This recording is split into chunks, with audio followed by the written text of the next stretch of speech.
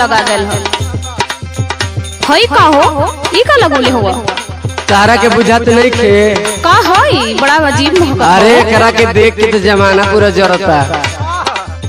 अच्छा ये अथवा ना हो जोन पी के मार दिना भर बौराइल रहेला। अरे के राजा पेलनो राजा यही के नाम है गांजा बुझलू। आय हाय रे गजबा आय हाय रे गजबा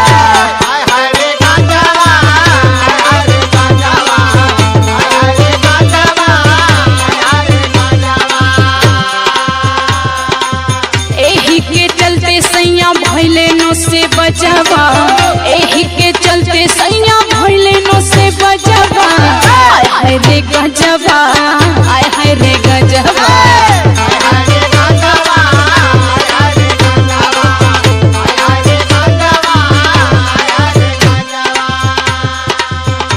तू गाजा के बात करत रू का करी हो हमके तो पते ना रहा कि तू धरलहू बड़ा ए गाजा में जवन दम बानू हाँ तो समझ लाई तोहरो में नहीं थे।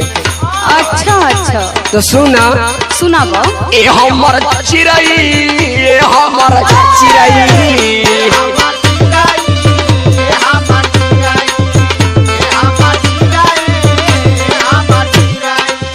का हो ए हमर चिरई ए हमर चिरई ए हमर चिरई ए हमर चिरई कहवा तू पवलू या ना मोलबाई बिरई कहवा तू पवलू या ना मोलबाई बिरई ए हमर चिरई ए हमर चिरई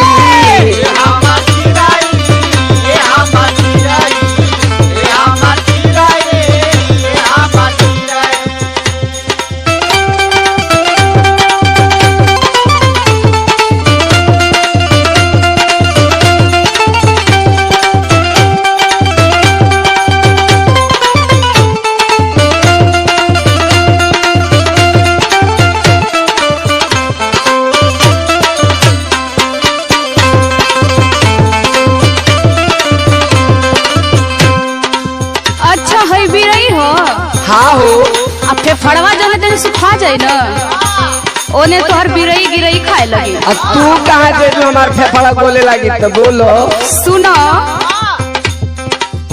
ना जाने कर में कौन बामा जा अरे तू ना बुझबू हो तू ना बुझबू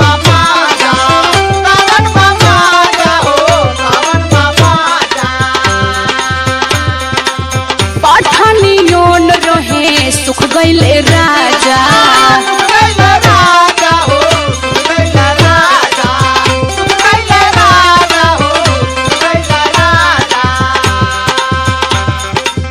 ना जाने कर में कौन बामा जा पठानी योन रहे सुख गईले राजा लइका परानी छोड़ले समझबा लइका परानी छोड़ले समझबा आय हाय रे गजबा आय हाय रे गजबा। ये गाजा तो हमार जिंदगी चौपट कर देलस।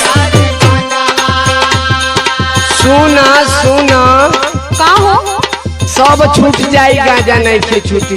हाँ तो हो बीमार होके सुतबा केहू ना ना पूछी। ना एमा दम बा। अच्छा गाजा ना छूटी बोले सब छूट जाई। सुनो सुनाबो ना जाना कह बाई बाबा के बूटी